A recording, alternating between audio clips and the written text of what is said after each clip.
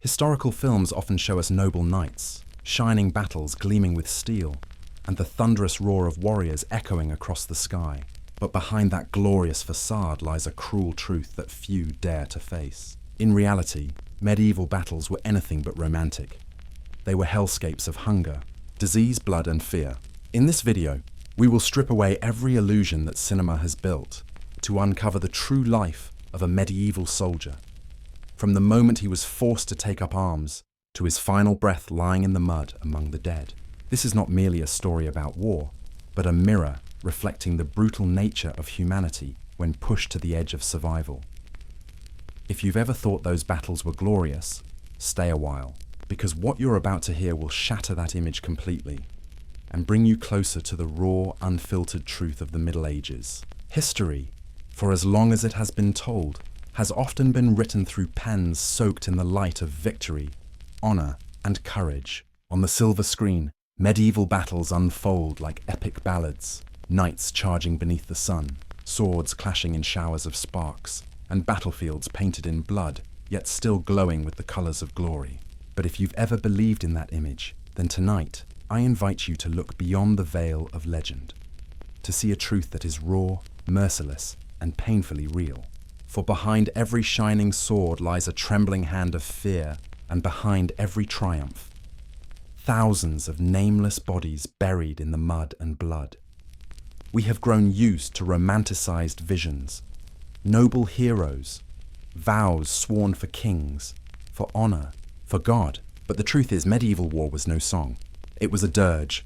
There was no music, only groans, the desperate neighs of dying horses, the clash of steel upon bone. The people within it were not heroes. They were small, fragile beings swept into a storm of violence scripted by history itself. And in that storm, all glory vanished, leaving only instinct, the stench of death, and fear woven into every breath. This video does not tell of triumphs. It is a journey, one that will take you down from the grandstands of cinema, to walk slowly through the layers of mud, sweat, and terror that a soldier once endured. From the moment he was dragged from his field to the instant he fell among the corpses, everything will be told, not in the light of glory, but in the stark honesty of truth. And within that truth, we may finally understand there is no nobility in killing, no glory in blood. There is only man, weak, lonely, and crushed beneath the invisible wheels of power and history. If you are ready to let go of illusions, take a deep breath, for this story will not be gentle, but it must be told, so that we remember those soldiers who once lived, trembled, suffered, and died without a name. This is the truth of medieval warfare, not to lull you to sleep, but to awaken you. And so the journey begins. For centuries, humanity has tried to beautify war, not only with words, but with paintings, music, and film. Modern directors reconstruct great battles with golden light, drifting smoke, and soldiers colliding like fated heroes. But while audiences sit in theaters, popcorn in hand, eyes wide before those magnificent scenes, real history weeps quietly in the dark. Those films have turned war into spectacle, where death becomes a beautifully staged tragedy. When a soldier falls, the music swells, the camera slows, and we see him transformed into a symbol. But in reality, no music plays when a man dies. No lens captures his last breath. There is only mud, the stench of iron and blood, and eyes frozen open in silence. Cinema needs heroes, because audiences want to believe that something noble can exist amid war. But history demands no such lie. It records only the truth, that medieval warfare was a machine built to grind human flesh. There was no shining light, only smoke, fire, steel against steel, and torn bodies. Swords did not gleam. They rusted, caked in mud and blood. Armor did not glisten. It was heavy, damp, and stank of sweat and mold. And those who wore it were not grand knights, but peasants pressed into service. Small souls who never had the luxury of choice. Films love beautiful faces, but real war had no beauty left to show. The true faces of medieval soldiers were gaunt with hunger, scarred by disease, and hollowed by fear.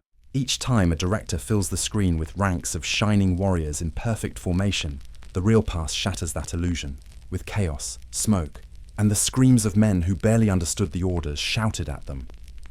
Imagine this. You are not a knight, not a general. You are a farmer, your hands rough from tilling soil, your arms untrained for the sword. One morning, the Lord's men arrive, reading a conscription order. You are torn from your home, your wife, your children, your field, and thrust into a line of strangers marching toward a place no one dares to name. Films do not tell their stories, because their stories are not beautiful. Yet they are the truest faces of medieval war. The thousands thrown into history's grinder, erased without a trace. And when we watch films, we are told that soldiers fought for ideals, for kings, for nations, for faith. But the truth is far colder. Most fought simply to avoid being killed.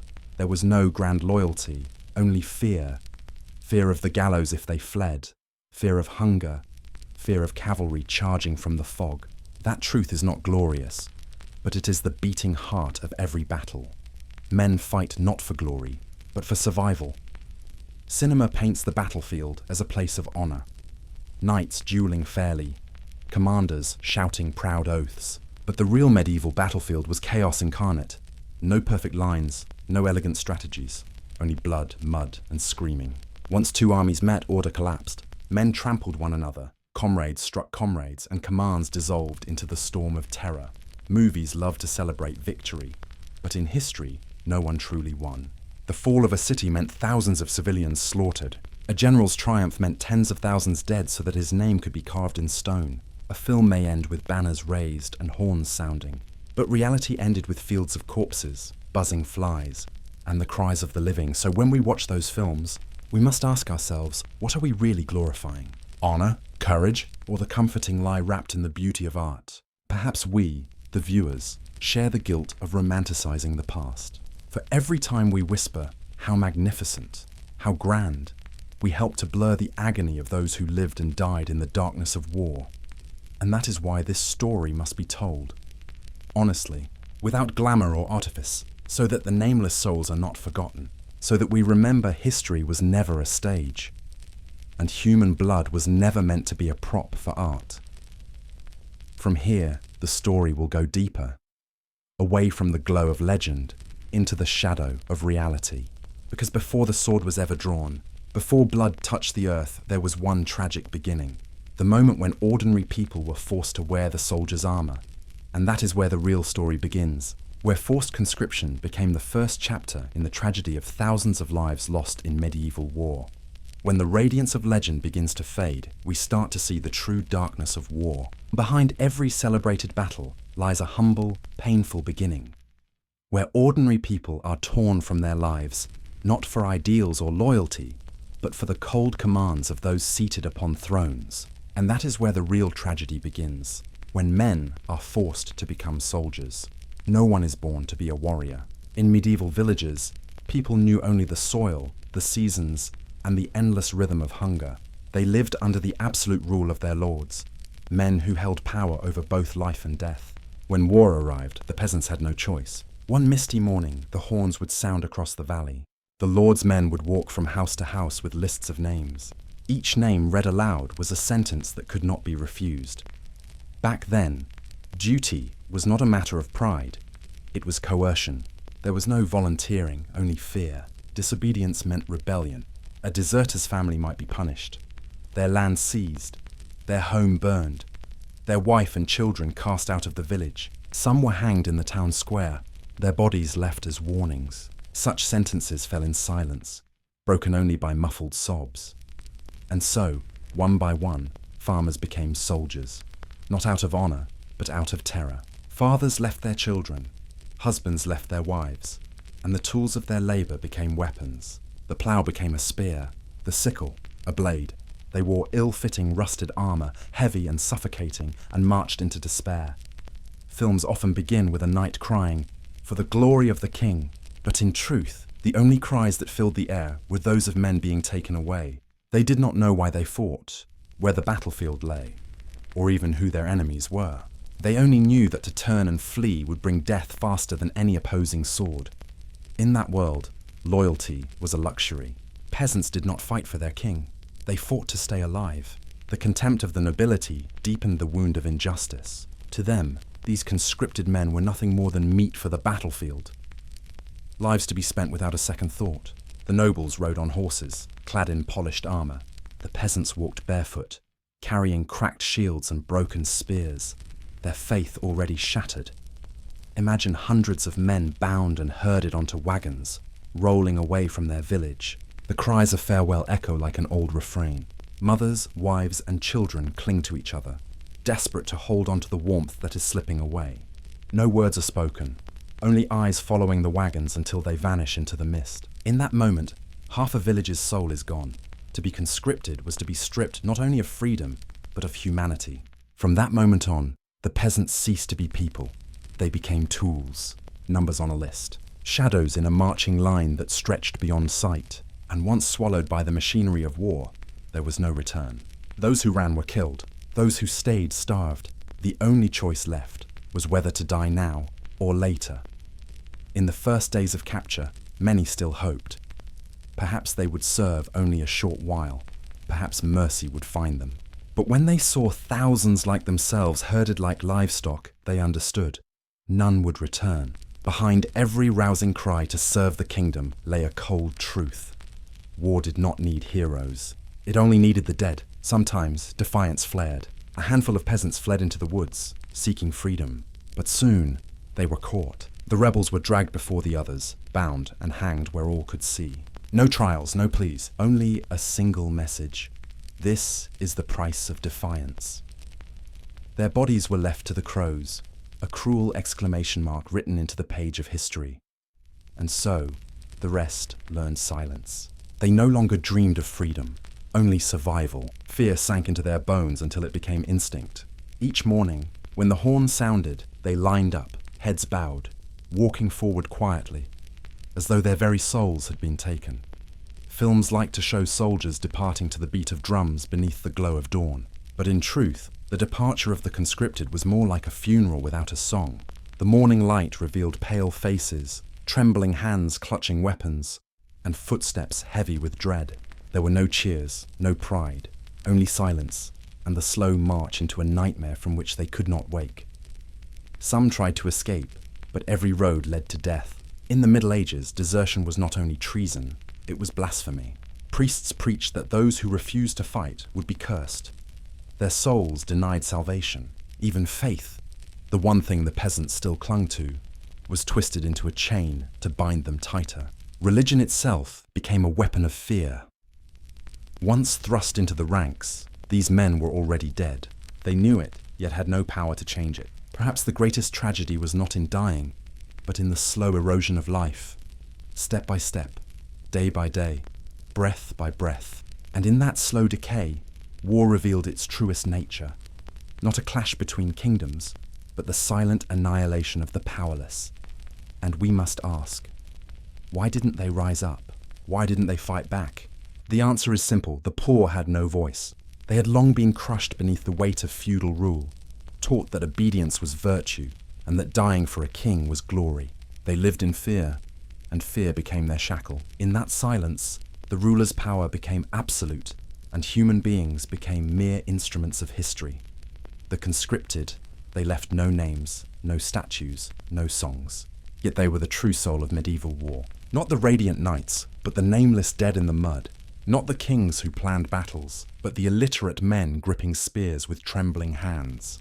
They paid the highest price so that history could be written at all, and so the war machine consumed them. Once torn from home, they were delivered to the training camps, places meant to teach them how to fight, but which truly existed to strip away the last remnants of their humanity. They would learn to kill, to endure hunger and cold, and to live with the stench of death. For from the moment they were taken, their old lives were over. Ahead lay only one road, the path leading into the hell of training, disease, and fear. And that is where the story continues. Training and preparation. The next chapter in the dark journey of the medieval soldier. After being torn from their homes, the peasants were herded onto empty fields or into makeshift camps on the outskirts of the city. They were no longer free men, but numbers, faceless figures in the army of a ruler they had never met. From that moment on, their lives turned a new page. One without courage, without glory, filled only with hunger, cold, fear, and the metallic scent of rusted weapons. Training. The word itself sounds orderly, disciplined, but in the Middle Ages, what they called training was nothing more than a cruel joke. These unwilling soldiers weren't taught how to fight to win. They were taught how to die in the right place. They practiced holding spears, marching in lines, shouting in unison, yet no one cared if they understood any of it. The so-called drills took place on muddy ground under grey rain, to the sound of officers barking orders. Men, who often knew little more than their recruits. Weapons were distributed, not gleaming swords or ornate armor like in the movies, but broken spears, dull axes, rusted sickles, even their own farm tools, hoes and hammers. Soldiers had no right to choose their weapons. They held whatever was handed to them as if fate itself had chosen. Armor was scarce. The poorest wore little more than patched leather and scraps of metal. Heavy, clumsy, useless against a real blade. Yet heavier than armor was fear. Not fear of the enemy, but of the days ahead. Fear of hunger, fear of cold, fear of the whip if they failed to obey. In the camp, they rose before dawn, gulped down a thin bowl of porridge, and were driven out to train. Many still bore the bruises from the shackles that had bound them when they were taken, yet were already forced to grip spears and raise shields. Bare feet sank into freezing mud. Blood welled through cracked skin, but no one dared to complain. Complaints meant disobedience. Disobedience meant lashes, imprisonment, or death. Their commanders, often petty nobles or disgraced knights, treated them like filth. They shouted, struck, and spat on those too slow to understand. To these men, the peasants were not soldiers, but objects. Cheap tools of war, easily replaced. For those being trained, the humiliation no longer sparked defiance. They simply lowered their heads and endured, because resistance was suicide. Day after day, the soldier learned silence. He no longer spoke much, no longer dreamed of home, no longer believed he would return. Each night, when the wind crept through the tents, men lay side by side on damp ground, listening to coughs, sighs, and muffled sobs in the dark. They did not speak of tomorrow, for in this place, tomorrow was a luxury no one dared to imagine. Movies often show training as a journey of growth, where the weak become strong and courage is forged through hardship.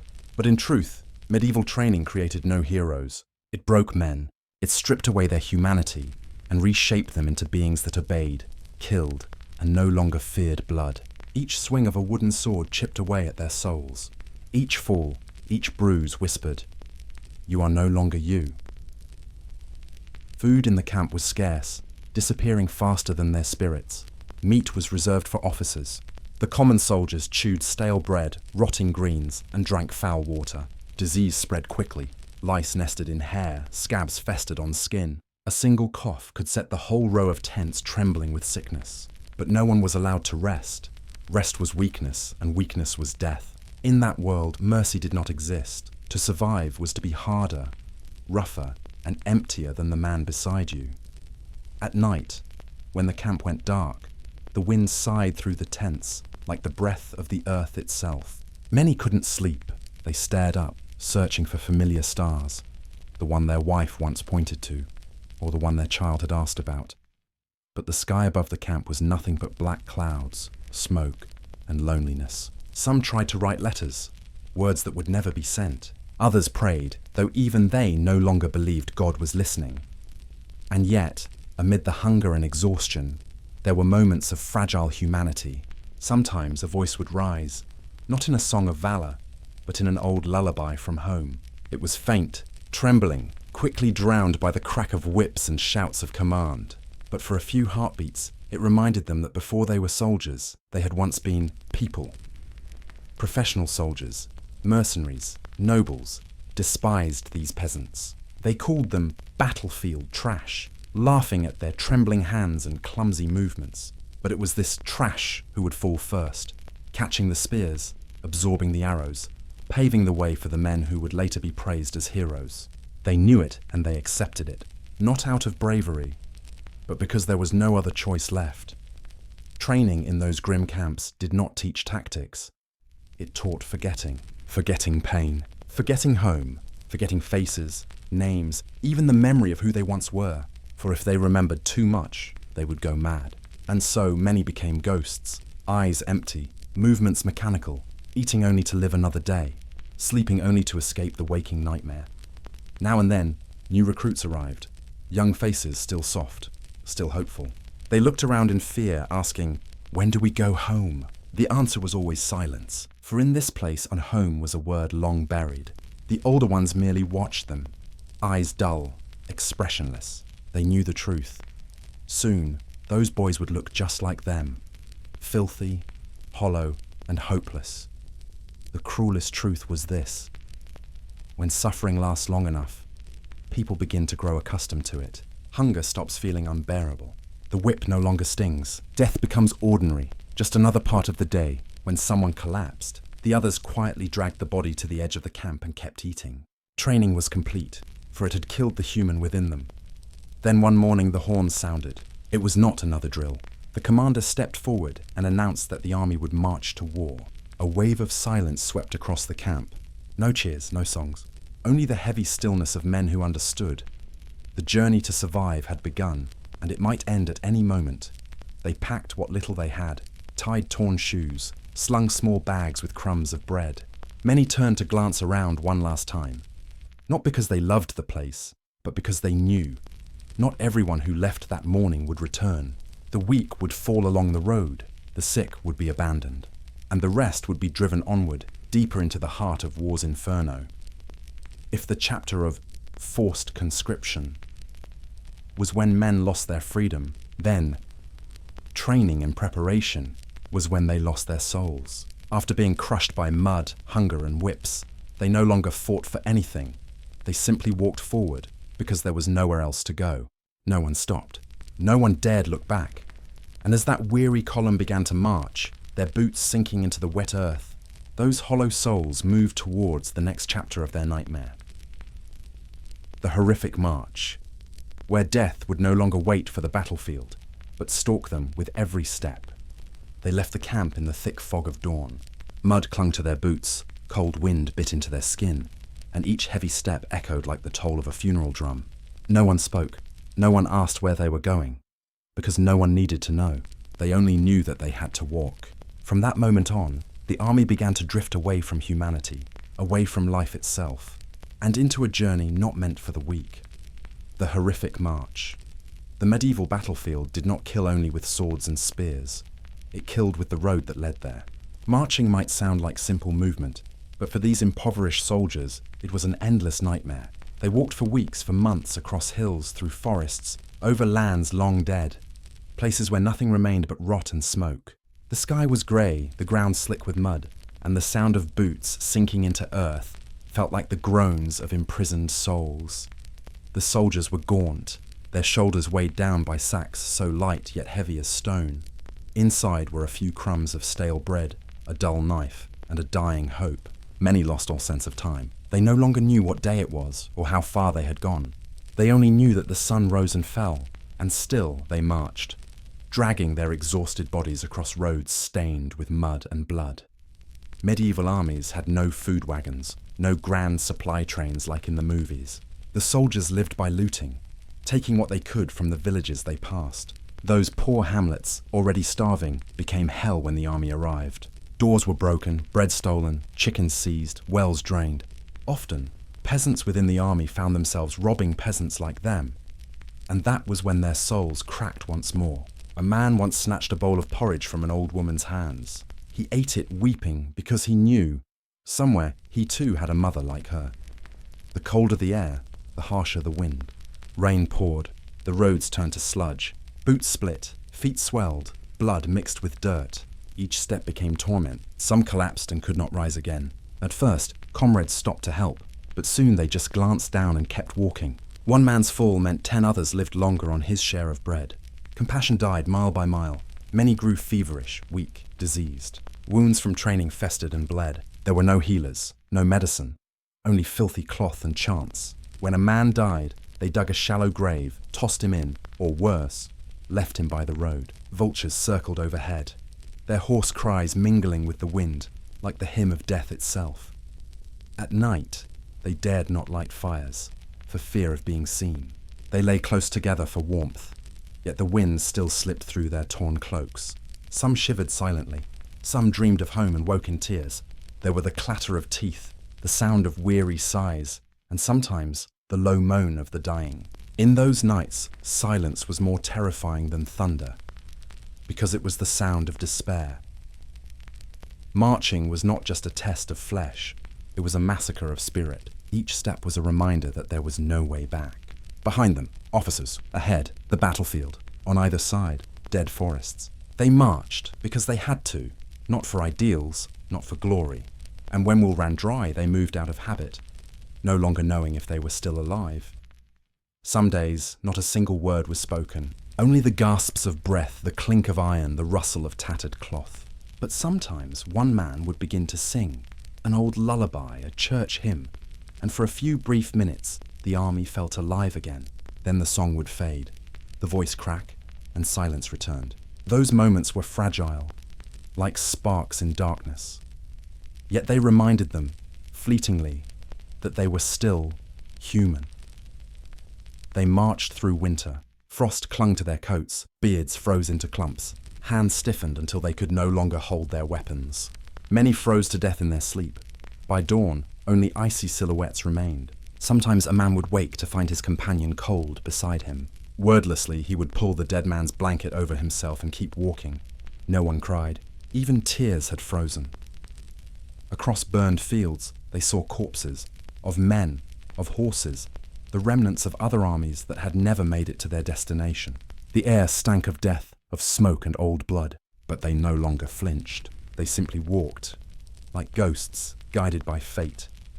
Some began to mutter to themselves, speaking to dead wives, to children, to dreams long gone. Some laughed in the night, then went silent forever. Others simply wandered off into the woods and never returned. No one followed. No one remembered. The army did not stop for anyone. Yet amid all the cruelty, there were strange flickers of kindness. When a man fell, someone might slip the last crumb of bread into his hand. When the rain came, they shared a scrap of cloth. These gestures were small, fragile as candlelight, but they kept them from vanishing completely into the darkness. For without compassion, they had already died. The closer they drew to the battlefield, the air itself changed. Black smoke rose in the distance. The pounding of drums and the wailing of horns filled the wind. The ground trembled. It felt as though the world itself waited in dread. The older soldiers grew silent, their eyes hollow. The younger ones forced crooked, trembling smiles, for they knew these might be their last. Before reaching the front, the commander ordered a halt. They sank to the ground, gnawing on bread hard as stone, drinking the last drops from their flasks. No one spoke. Some carved their names into bits of wood, not for glory, but so someone might one day know they had lived. The sun sank. Shadows spread across the field. The army fell into a silence so deep one could hear hearts beating. The march had ended, but no one felt relief. Ahead lay the battlefield, where the smell of real blood would replace mud, where screams would drown out breath. They had lost everything: freedom, soul, flesh. Now there was only one thing left to give: the life that still lingered within them. When the horns blared the next morning, the army rose again. The wind carried the scent of blood. The sun climbed red as flame. They gripped their spears tighter. No one spoke. In their eyes there was no fear, only emptiness. For perhaps fear exists only while hope remains, and hope had been left behind, somewhere along that road lined with corpses.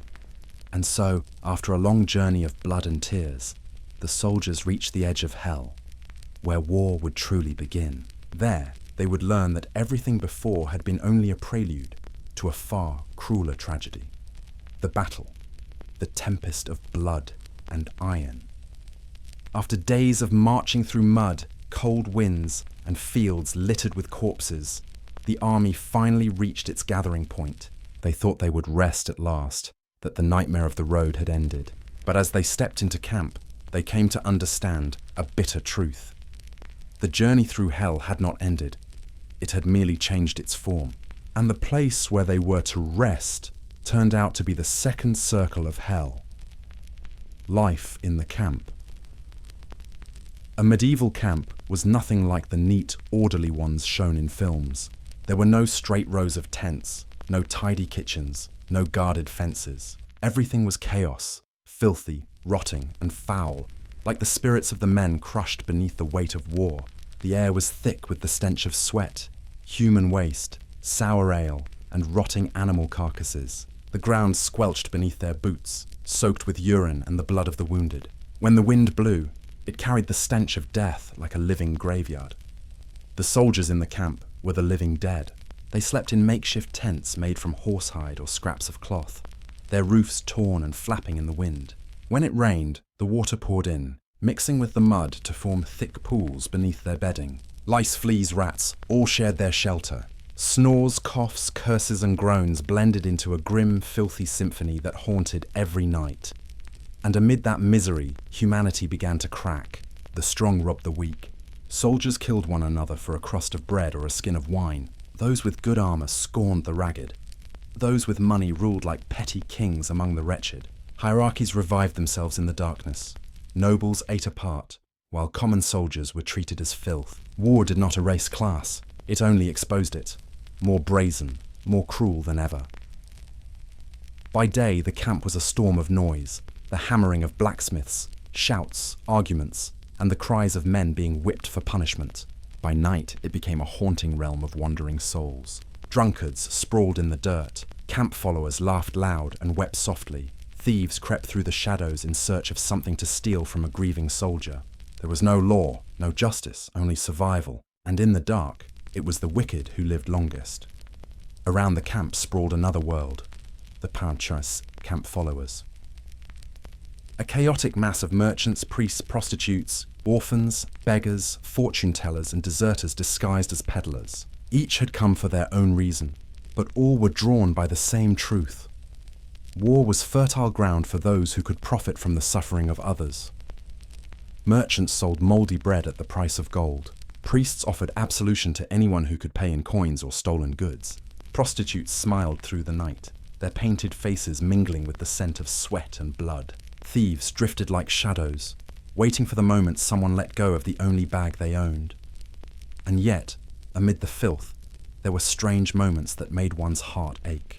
A young soldier mending his friend's torn shirt, his hands trembling, the needle bent. A poor girl boiling a pot of thin gruel to share with the wounded. An old priest whispering prayers he knew might be his last. These fragile sparks were not enough to banish the darkness. But they reminded everyone that humanity, though dying, had not yet vanished. Most of the time, though, the camp was where men lost themselves entirely. Every night, the air filled with groans, some from pain, some from violation, some from fear so deep it broke the mind. Laughter mixed with sobbing, songs slurred into curses, every emotion twisted and bled into the next. There was no longer good or evil, life or death, only chaos and the slow decay of souls. Rest was an illusion. Soldiers stood watch, repaired weapons, guarded their meager belongings, even from their comrades. Those who once marched together, who had shared a crust of bread on the road, might now stab each other for a coin. War had taught them that trust was a luxury. What remained was fear. Fear of dying. Fear of being forgotten. Fear that none of this suffering meant anything at all. Sometimes a faint tune would rise, the rough strumming of a wanderer's lute. The camp would fall silent. Some whispered along, others wept. For a fleeting moment, they were human again, remembering home, fields of wheat, the face of someone they loved. But the song would fade, noise would return, and everything sank back into mud and ale. The dried tears on their faces might as well have never been there. Each morning, a few bodies were dragged out. Men who had died of disease, been stabbed in a fight, or simply slipped away in their sleep. No one asked names. No one buried them with care. They were tossed to the edge of the woods, covered with a handful of dirt. By noon, the flies came. By evening, life went on, eating, laughing, fighting as if nothing had happened. Death was as common as food, as air, as breath itself. The commanders were no better. They kept order through violence, hanging thieves, whipping drunks, punishing those who slept on guard. Yet they too were drunk, corrupt and weary. The camp was a miniature world, mirroring the whole of medieval society. Unjust above, broken below, ruled by blood and fear. Now and then, a rumour spread. Tomorrow, they would march to battle. The camp fell silent. Laughter ceased. Music stopped. Men began to mend their armor, sharpen their blades, and pray. Filthy, chaotic, cruel as it was, the camp was still the last place they could breathe before the storm of blood began. In that brief hush, hatred and rivalry dissolved. For everyone knew that by tomorrow, none of it might matter. On the final night before battle, no one slept. They sat around small fires, watching the embers rise, listening to the wind howl through the trees. Some wrote their names on scraps of wood and tucked them into their tunics. Some prayed, some laughed, some trembled. The silence was not peace. It was terror, tightly bound. When dawn came, light revealed faces hollowed by hunger, streaked with dirt and dried blood. No one spoke. Each man took up his weapon, a spear, a sword, an old axe. Too worn to protect him, yet the only thing he had left. Behind them lay the camp, a wasteland of torn tents and the stench of death. They looked back once, knowing it might be the last home they would ever have.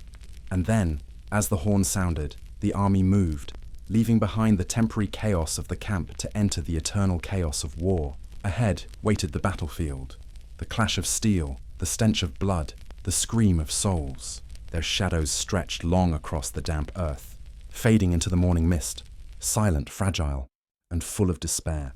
The life within the camp had ended, giving way to the most dreadful chapter of all, the night before battle. After endless days of marching, after the chaos and stench of the camp, where sweat, blood, wine, and despair blended into one, night fell, bringing with it a silence thick and menacing. As the drunken laughter of soldiers slowly faded, only the wind whispering through torn canvas remained, the heavy breaths of horses, and sometimes the soft sob of someone trapped in a nightmare. Beneath the filth and noise of the camp, a quiet terror grew, creeping like a cold blade against the throat, because everyone knew that by tomorrow, the sun would rise over their blood. The night before battle is a strange moment in human history. A fragile space where life and death are separated by nothing more than the beat of a drum. No one speaks of it, yet all feel its weight. Those who once laughed now sit in silence. Men who would cut others down without hesitation now tremble as they stare at their own hands. Death is no longer a distant idea. It is there among them, sitting quietly, waiting. In the flicker of damp firewood, prayers begin to rise. A few soldiers murmur confessions to the lone priest in the camp, a man just as afraid to die as they are. They beg God to forgive sins they haven't confessed, to grant them a quick death, or at least to spare them from being left in the mud with their entrails spilling out. Others turn to drink. They drink until they collapse, hoping to be too drunk to hear the battle drums. Some take up scraps of parchment or pieces of goatskin to write. Letters home to wives, to old mothers, to children they've never seen. They write with shaking hands and thin ink on torn pages. Those last words almost never reach their destination. The night before battle also belongs to the desperate. Some try to escape. Waiting until the guards grow weary, they slip into the darkness, clinging to a fragile hope of returning to the village where someone might still be waiting. But there is no escape from war. If caught, they are tied to a wooden post and hanged before the entire camp. The sound of the rope tightening around another man's neck is a cold reminder that no one is allowed to live outside command. It is a cruel paradox that the night before battle is when men are most human. They are afraid, they pray, they remember their families. They cry, they share the last piece of bread, they hold each other in silence. In that moment, everything, honor, loyalty, hatred, ideals, falls away, leaving only the most primal instinct, the fear of death. That fear is not cowardice. It is the raw truth of being human before the scythe of mortality. And within that fear lies a strange kind of beauty. Fragile, tender, profoundly human. A reminder that behind every warrior is a person, and behind every battle lie countless souls consumed. In a corner of the camp, a group of young soldiers huddle together, sharing meaningless stories about harvests, about girls they once loved, about festival cakes they never got to taste. They laugh, but their eyes drift away. Deep down, they know that when dawn comes, none of them will be there to tell another story. They have seen corpses, heard the dying gasps, smelled the iron tang of blood after every clash. They know they will become part of that. Yet humans possess a strange gift. Even when death approaches, they still find a way to laugh, as if defying fate with the last spark of freedom in their souls. And then, when the distant horns begin to sound, signaling only hours until dawn, the camp sinks into a suffocating stillness. Even the fire burns slower, choked by the heavy air of fear. Someone whispers a prayer. Someone grips his sword tighter. Someone tilts his head upward, searching for a single star to hold onto. But the winter sky is thick with clouds, offering no light. There is only darkness, dense, cold, absolute. If you have ever thought of war as glorious, pause here. Look at these soldiers, ordinary men thrown into history's machinery of death, trembling through their final night. There is no glory, no epic song, only the ragged sound of breathing, the pounding of hearts, and fear overflowing in the dark. They are not heroes of legend, they are lost souls caught in a storm of blood. And yet within that fear, something sacred still flickers. In the deepest dark, people remember how to love, to regret, to care. Some pray not for themselves, but for those left at home. Some beg to die so that their comrades may live. Some simply wish that, if they must die, their bodies won't be trampled underfoot. These small, desperate wishes are proof that even in the hell of war, humanity endures. Fragile but unbroken, faint yet glowing like embers beneath ash. Then dawn arrives, like a sentence. As the sun lifts over the horizon, mist curls around the blades of swords, and the blare of horns tears apart the night. Every prayer is swept away. The night before battle, the night when men lived most truly, gives way to the day when they will die most certainly. And as thousands of boots strike the frozen ground, shaking the earth beneath them, their hollow faces and sleepless eyes know the truth. The worst has already begun. It began the night before. Through the shrill horns and the cries of horses, they march into battle, carrying with them all the fear, faith, and despair of that final night. The night when, for a fleeting moment, they had truly lived. And then, as the first ray of dawn sliced through the heavy veil of mist, the world seemed to hold its breath. There were no more prayers, no more whispers. Only the deep, hollow pounding of war drums echoed from afar, cold and steady, like the heartbeat of death itself. The soldiers tightened their grips around their weapons, forming rigid lines, eyes fixed on the horizon where the fog was beginning to lift, revealing the dark silhouettes of the enemy. No one spoke. They could only hear their hearts pounding, in their chests, blending with the snorts of horses and the whistling wind cutting through tattered flags. The waiting was over. Hell had begun. A true medieval battle was nothing like what the movies have ever shown. There was no grand music, no shining light of glory or honor. It was a storm, a brutal tempest of blood, mud, and screams. When the two armies clashed, formations vanished, strategy dissolved. Only chaos remained. No one could tell friend from foe. Everything merged into a primal frenzy, where survival was the only instinct left. The sound of metal striking metal rolled like thunder. Swords smashed against shields. Axes split skulls. Spears pierced through chests. Blood sprayed in arcs, splattering across faces, armor, and earth. Mud mixed with blood, with horse dung, with tears, forming a suffocating stench that clung to everything. Men slipped, crawled, stumbled over corpses in desperate search of life. Some lost their shields and raised bare hands to block blades. Others, gutted open, screamed and lunged back in blind fury. It was a dreadful symphony, each scream a note in the orchestra of annihilation. No one could command that chaos. Orders were swallowed by screams and the clash of steel. Language lost all meaning. In the madness, men could only stab, slash, and dodge. Cavalry charges tore through the lines like storms, crushing everything beneath hooves. Foot soldiers were ground between soil and steel, their bones snapping like dry twigs. The earth shook, mud sprayed high, and the sky seemed to collapse beneath the weight of smoke and dust. In such a place, all morality dissolved. There was no courage, no honor, no duty, only survival. A soldier would thrust his blade into anyone who came near, whether friend or foe. Some threw down their weapons, begging for mercy. only to be trampled in the next wave. Others hid among the dead, pretending to be corpses, but were stabbed again, just to be sure. There was no mercy on the battlefield, because mercy was the shortest path to death. And then, as time seemed to stop, moments of unspeakable horror unfolded. Sights so terrible that the human mind could never escape them. A young soldier stood frozen as he watched his friend beheaded before his eyes, the head rolling into the mud, eyes still wide open. Another tried to drag a wounded comrade out of a pile of bodies, only to realize that half of him was gone. These images carved themselves deep into memory, haunting survivors forever, turning into nightmares that never fade. Not everyone died quickly. Some soldiers lay wounded in the open field, unable to move, screaming in agony. They called for comrades, for God, for their mothers, but no one came. Crows began to descend. The smell of blood drew packs of wild dogs, and as the evening fog returned, they began their work. Death here was not holy.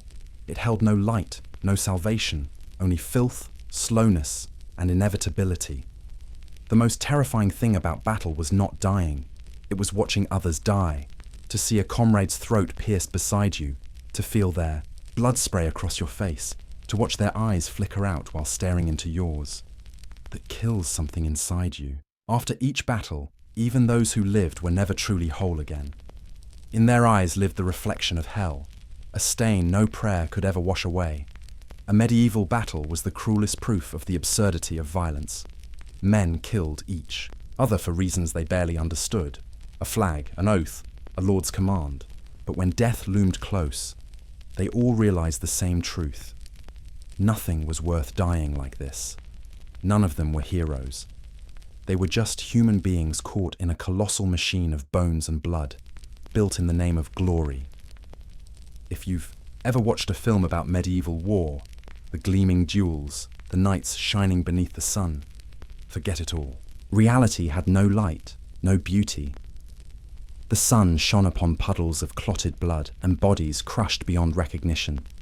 The screams carried on through the morning, then faded as exhaustion set in. Finally, there was only the wind, sweeping across, a field of death, carrying with it the smell of rot and gunpowder, the true scent of war.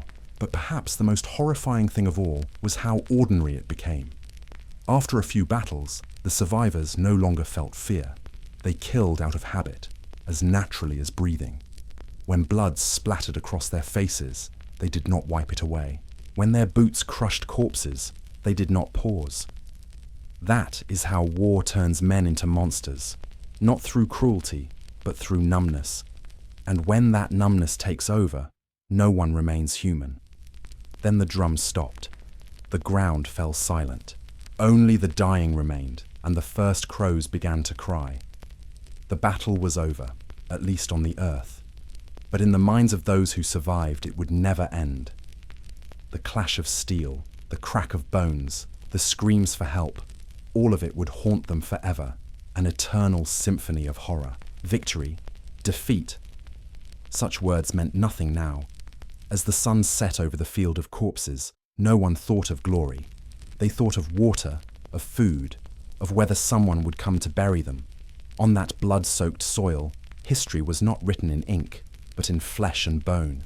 And when you read of great victories in chronicles, remember this: behind every number, behind every glorious triumph, are thousands of nameless, broken bodies, unburied, unremembered, unwept. The true medieval battle was the clearest mirror of what war really is. There are no heroes, only victims.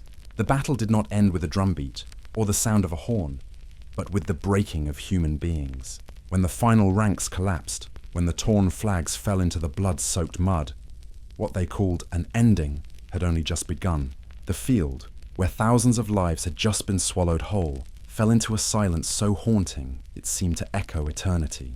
No more clash of steel, no more cries of valor, only fractured sounds, groans, calls for help, the labored breath of dying horses. And then, from afar, another sound thundered closer, the hoofbeats of the pursuing cavalry. They did not come to rescue. They came to finish. When an army broke in the Middle Ages, it was the most tragic sight a human could behold. It was no longer battle. It was the hunt, the slaughter, and the looting. The victorious cavalry stormed across the field like a tempest, their swords flashing in the dying light as they cut down those fleeing in despair. The runners bore no weapons, no shields, only bare hands and fear. But mercy was never part of war. A slash from behind, a spear thrust through the back, and they fell without a sound. Blood dyed the earth crimson, mixing with mud into a thick, suffocating mire beneath the horses' hooves. There was no justice here. The defeated were no longer enemies. They were ghosts struggling to escape the grasp of death. Yet in the Middle Ages, victory was never complete without the blood of the vanquished. The cavalry hunted like wild beasts, laughing as they struck down the defenseless, treating death as reward. Some threw away their weapons, knelt, begged for mercy, only to receive a sword to the skull. Compassion had long died on the battlefield, buried alongside honor and ideals. Those who fled sought refuge through forests, across rivers, through the ashes of burned villages. But no matter how far they ran, death followed. The mounted knights were the nightmare of the footmen. Faster, stronger, and more ruthless. They speared those who fell, then trampled them underhoof, grinding bone and flesh into the dirt. Every scream was swallowed by the wind and the ringing of steel. People said that in great battles, blood flowed like streams, corpses piled like walls. And when you stood among them, you realized those words were no exaggeration. The wounded had no hope left. They crawled through mud, trying to hide among the dead, holding their breath as hooves thundered past. But even the faintest whimper could betray them. Some, with legs severed, dragged themselves forward with trembling arms until they bled out. Others, their bellies pierced and entrails spilling, tried to push them back in, as if they could mend themselves. No painting, no film could ever capture it. The true horror did not lie in the screams, but in the eyes of the dying, looking at you, pleading, and knowing you can do nothing. And when the earth had drunk its fill of blood, when the last cries faded into silence, began the darkest chapter, the looting. The victors, drunk on blood and wine, began rifling through corpses. They took armor, weapons, rings, boots, cloaks. Some even slit open bellies, believing soldiers hid coins within. They laughed and cursed as if this were a festival of triumph, not a vast graveyard. The nearby villages met the same fate. Homes burned, women violated, the old cut down. There was no longer a line between victory and crime, only the madness of those who survived. On the battlefield, the dying endured long, drawn-out suffering. There were no healers, no medics, no one returning. They lay there, listening to crows and flies, feeling their bodies grow cold. Some crawled to fallen comrades, clasped hands, whispered final words before fading away. Those few who lived long enough to see the sunset knew only one thing, the dreadful silence of death. And in the crimson dusk, they said you could see souls rising, or perhaps it was only the mist rising from drying blood. The aftermath of a broken battle did not just destroy bodies, it tore souls apart. For when you looked around, no one familiar remained. Friends were gone, their bodies heaped in tangled mounds. Those who once laughed, ate, and swore brotherhood were now nameless corpses. Some sat among them, laughing madly. Others screamed until their voices broke, calling names that would never answer. In that delirium, they no longer knew enemy from ally or self from shadow. War in the end does not merely kill, it unravels the mind. But the tragedy did not end there. When night fell, the earth began to move. The carrion beasts, dogs, wolves, crows, crept in. They gnawed, tore, fought, their chewing mingling with the whisper of wind. To them it was a feast. To man, it was the final chapter of hell. The survivors, lying still among the corpses, had to play dead, listening to teeth tear flesh beside them. If they moved, they were next. Some lived through that night, but never again in sanity. When dawn came, the field was no longer a place for humans. Only corpses remained, and flies, and the stench so thick it suffocated breath itself. The survivors stumbled through the carnage, looking around, wondering why they still lived.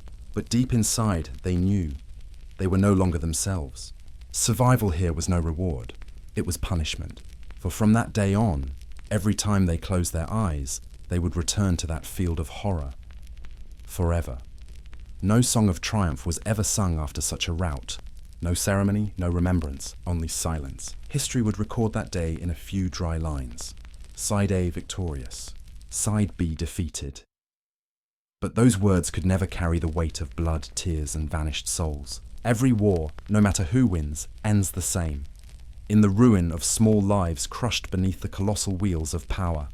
And when night falls once more, when crows still circle above and the stench of death drifts for miles, perhaps the fallen whisper to the wind.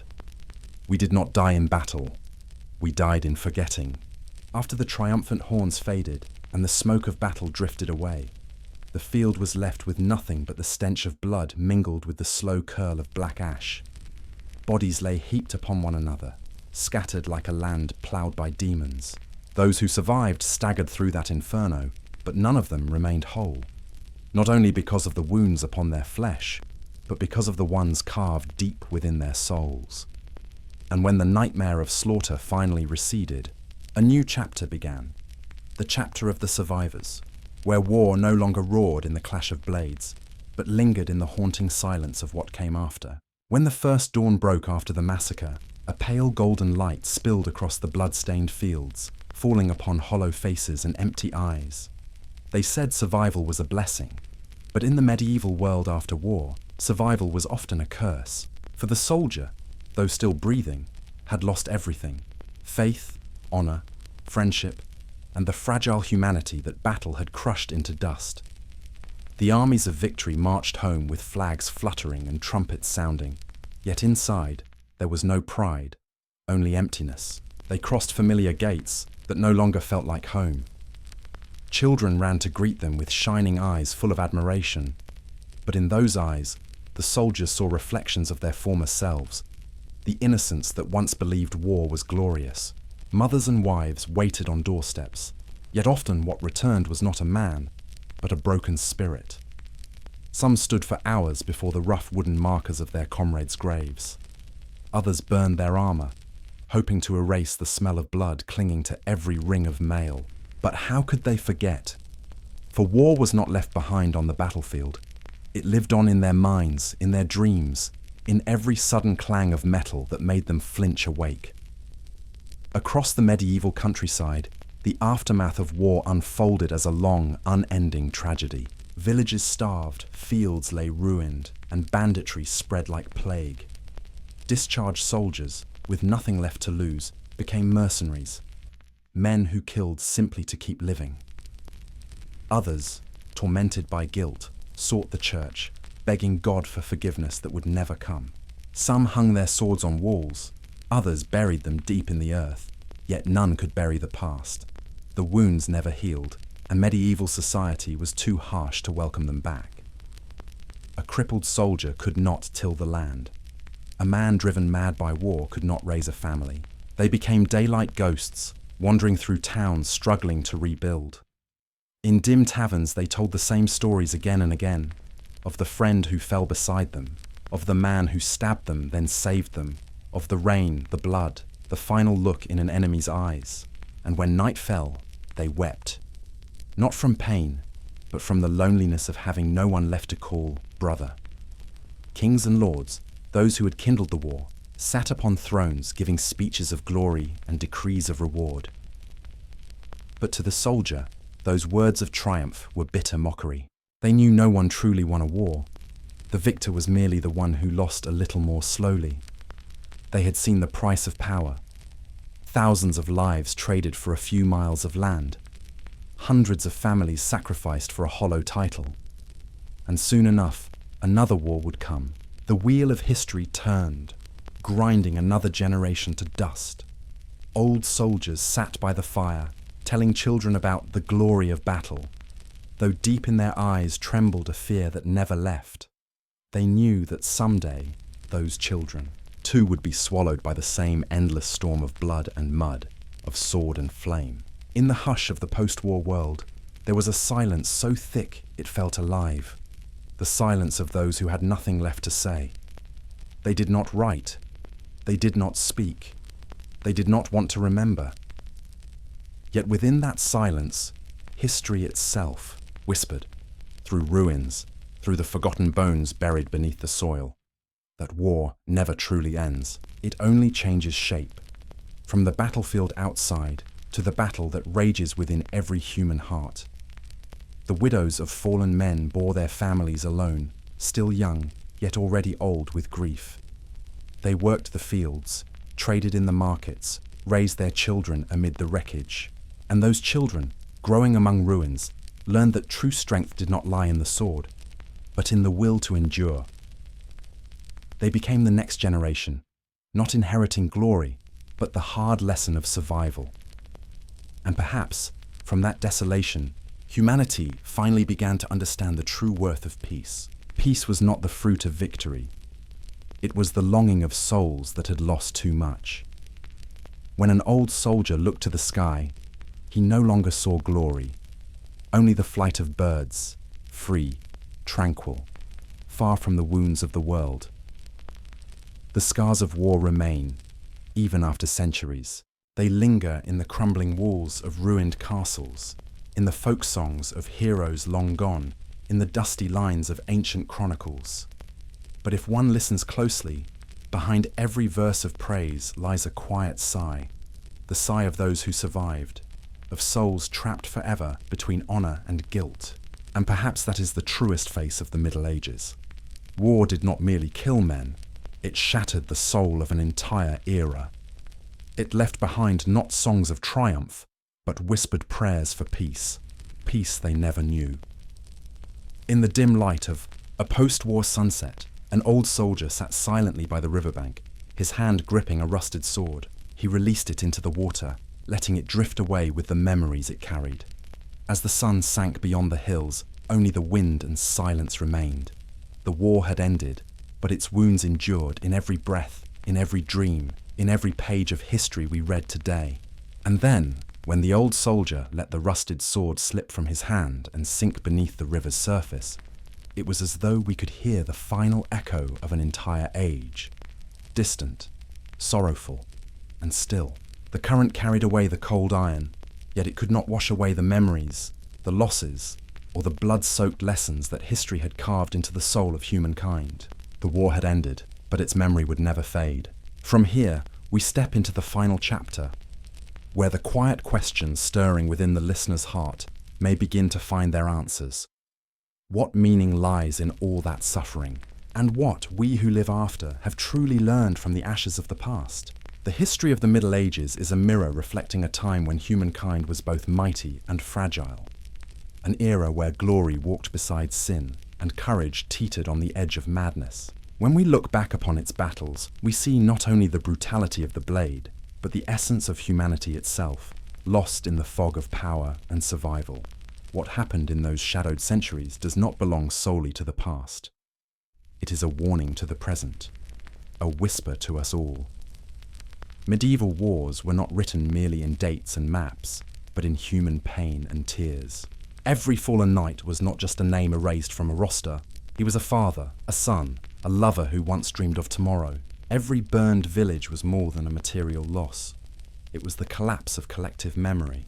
When we turn the pages of history, we must see more than helmets, armor, and banners. We must see the hearts and souls that burned within those flames. The greatest message of history is not found in victory, but in the sorrow that follows it. Only when humankind dares to face the consequences can it understand the worth of peace. The lessons of the Middle Ages, though centuries distant, still echo through our modern world. A world where people continue to find new reasons to destroy one another. The weapons have changed. Swords replaced by guns, battlefields by wars of economy, politics, and information, yet the roots remain the same. Greed, fear, and the hunger for control. Perhaps what truly separates us from our ancestors is not our technology or knowledge, but our ability to listen to history itself. If we truly listen, we will realize that every triumph carries a price, and no price is dearer than human blood. From the cries upon medieval battlefields, we still hear the timeless message. Never let victory make us forget our humanity.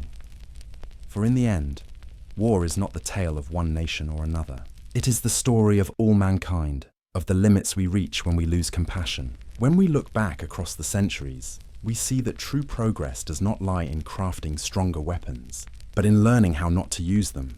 The dreams of conquest that once drove medieval kings have long since turned to dust.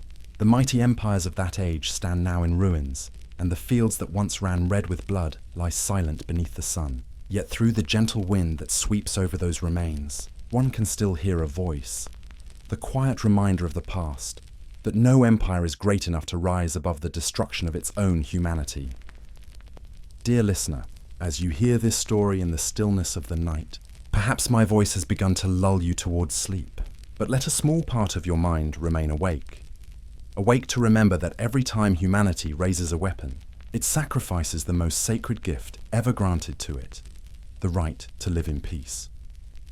In the modern world, we no longer wield swords and shields, but we still fight, sometimes against others, sometimes against ourselves. These battles are unseen, yet no less fierce. And just like the warriors of old, we have a choice: to fight for destruction, or to fight to protect what is good. That is where history truly shines its light upon the present. As the torch of time casts its glow through the dust of ages, we come to see that every victory will one day be forgotten. Only the lesson remains, and that lesson is heartbreakingly simple. There is no nobility in killing, no glory in ruin. The only true triumph of humankind is to stop, to forgive, and to love. If someone were to ask, why tell such painful stories? The answer lies here. Because the moment we stop telling them, stop remembering, war will find its way back. Each story like this one, no matter how small, is a candle lit against the darkness of forgetting. It reminds us that freedom is not a given, and peace is not eternal. They are the fragile gifts born from generations who endured, who lost, and who dreamed that their children would never have to do the same. And so, if you are hearing these words before drifting into sleep, may your rest be gentler, gentler because you remember to be grateful, grateful that you live in a time without the trumpet of battle, without arrows falling from the sky or blood staining the soil. May those medieval images remain only as memories of a world long gone, and lessons for the world yet to come. For in the end, history is not only meant to be remembered, it is meant to awaken us. It tells not just what humanity has done, but whispers what humanity must learn to do differently. And in the faint wind brushing against the crumbling walls of old fortresses, we can almost hear that whisper. Learn to triumph through compassion, not through the sword. As the night closes and the tale of medieval wars fades into silence, something still lingers. A quiet faith that even from ashes, humankind can find light again. And perhaps that, above all, is the truest, most beautiful, and most profound message that history has left for us. That even in the darkness of violence, there is always a lamp of kindness, waiting for the courage to be lit. As the story of medieval battles comes to a close, we realize that history was not written only in steel, but in fear, in blood, and in the dreams that never had the chance to take shape.